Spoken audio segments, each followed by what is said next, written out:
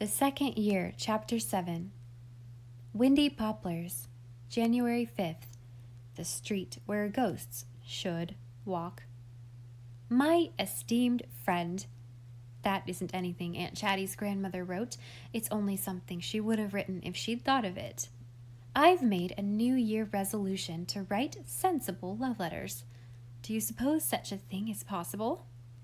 I have left dear Green Gables, but I have returned to dear Windy Poplars.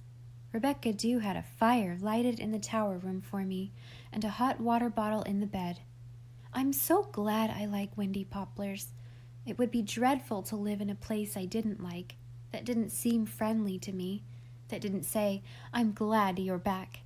Windy Poplars does. It's a bit old-fashioned and a bit prim, but it likes me. And I was glad to see Aunt Kate and Aunt Chatty and Rebecca Dew again. I can't help seeing their funny sides, but I love them well for all that. Rebecca Dew said such a nice thing to me yesterday. "Spooks Lane has been a different place since you came here, Miss Shirley." I'm glad you liked Catherine Gilbert. She was surprisingly nice to you. It's amazing to find how nice she can be when she tries, and I think she is just as much amazed at it herself as anyone else. She had no idea it would be so easy. It's going to make so much difference in school, having a vice you can really work with. She is going to change her boarding house, and I have already persuaded her to get that velvet hat, and have not yet given up hope of persuading her to sing in the choir. Mr. Hamilton's dog came down yesterday and chivied Dusty Miller. "This is the last straw," said Rebecca Dew, and with her red cheeks redder still, her chubby back shaking with anger, and in such a hurry that she put her hat on hindside before and never knew it, she toddled up the road and gave Mr. Hamilton quite a large piece of her mind. I can just see his foolish, amiable face while he was listening to her. "I do not like that cat," she told me, "but he is ours, and no Hamilton dog is going to come here and give him impudence in his own backyard." "He only chased your cat in fun," said Jabez Hamilton. "The Hamilton ideas of fun are different from the Macomber ideas of fun, or the McLean ideas of fun, or, if it comes to that, the Dew ideas of fun," I told him. "Tut, tut, you must have had cabbage for dinner, Miss Dew," said he. "No," I said, "but I could have had. Mrs. Captain Macomber didn't sell all her cabbages last fall and leave her family without any, because the price was so good. There are some people," says I, "that can't hear anything because of the jingle in their pocket." And I left that to sink in. But what could you expect from a Hamilton, low scum? There is a crimson star hanging low over the white Storm King. I wish you were here to watch it with me. If you were, I really think it would be more than a moment of esteem and friendship. January 12th. Little Elizabeth came over 2 nights ago to find out if I could tell her what peculiar kind of terrible animals papal bowls were, and to tell me tearfully that her teacher had asked her to sing at a concert the public school is getting up, but that Mrs. Campbell put her foot down and said no, most decidedly. When Elizabeth attempted to plead, Mrs. Campbell said, "Have the goodness not to talk back to me, Elizabeth, if you please." Little Elizabeth wept a few bitter tears in the tower room that night, and said she felt it would make her Lizzie forever. She could never be any of her other names again. "Last week I loved God, this week I don't," she said defiantly. All her class were taking part in the program, and she felt like a leopard. I think the sweet thing meant she felt like a leper, and that was sufficiently dreadful. Darling Elizabeth must not feel like a leper. So I manufactured an errand to the Evergreens next evening. The woman, who might really have lived before the flood, she looked so ancient, gazed at me coldly out of great gray, expressionless eyes, showed me grimly into the drawing room, and went to tell Mrs. Campbell that I had asked for her. I don't think there has been any sunshine in that drawing room since the house was built. There was a piano, but I'm sure it could never have been played on. Stiff Chairs, covered with silk brocade, stood against the wall. All the furniture stood against the wall, except a central marble-topped table, and none of it seemed to be acquainted with the rest. Mrs. Campbell came in. I had never seen her before. She has a fine, sculptured old face that might have been a man's, with black eyes and black bushy brows under frosty hair. She has not quite eschewed all vain adornments of the body, for she wore large black onyx earrings that reached to her shoulders. She was painfully polite to me, and I was painlessly polite to her. We sat and exchanged civilities about the weather for a few moments, both, as Tacitus remarked a few thousand years ago, with countenances adjusted to the occasion. I told her, truthfully, that I had come to see if she would lend me the Reverend James Wallace Campbell's memoirs for a short time, because I understood there was a good deal about the early history of Prince County in them, which I wished to make use of in school.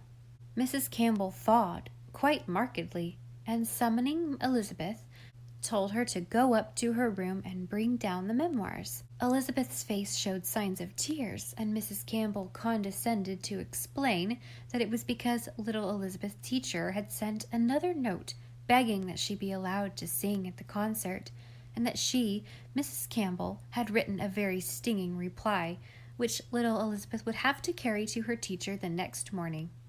"I do not approve of children of Elizabeth's age singing in public," said Mrs. Campbell. "It tends to make them bold and forward." As if anything could make little Elizabeth bold and forward. "I think perhaps you are wise, Mrs. Campbell," I remarked in my most patronizing tone. "In any event, Mabel Phillips is going to sing, and I am told that her voice is really so wonderful that she will make all the others seem as nothing. No doubt it is much better that Elizabeth should not appear in competition with her." Mrs. Campbell's face was a study.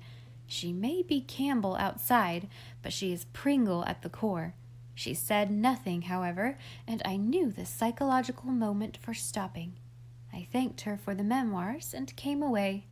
The next evening, when little Elizabeth came to the garden gate for her milk, her pale, flower-like face was literally a star. She told me that Mrs. Campbell had told her she might sing after all, if she were careful not to let herself get puffed up about it. You see, Rebecca Dew had told me that the Phillips and the Campbell clans have always been rivals in the matter of good voices.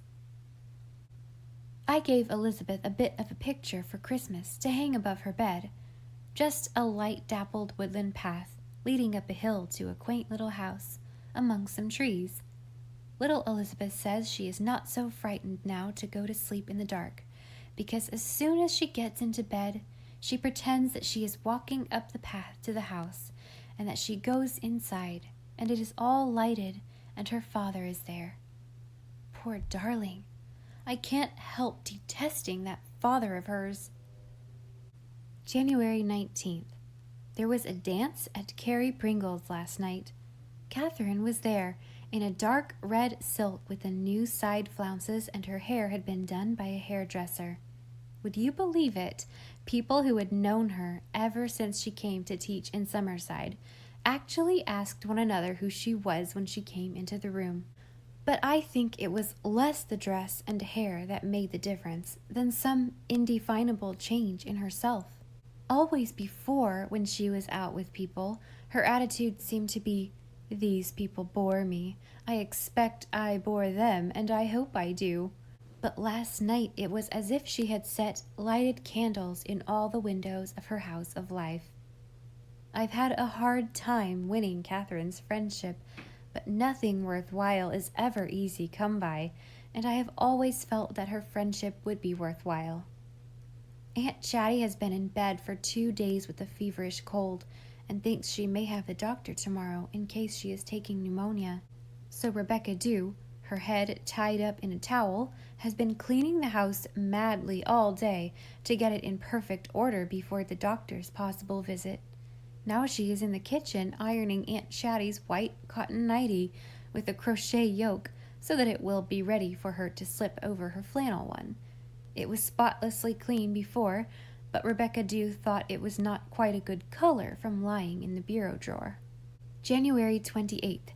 January so far has been a month of cold, gray days, with an occasional storm whirling across the harbor and filling Spook's Lane with drifts. But last night we had a silver thaw, and today the sun shone. My maple grove was a place of unimaginable splendors. Even the commonplaces had been made lovely. Every bit of wire fencing was a wonder of crystal lace. Rebecca Dew has been poring this evening over one of my magazines, containing an article on types of fair women, illustrated by photographs. "Wouldn't it be lovely, Miss Shirley, if someone could just wave a wand and make everybody beautiful?" she said wistfully. "Just fancy my feelings, Miss Shirley, if I suddenly found myself beautiful. But then," with a sigh, "if we were all beauties, who would do the work?"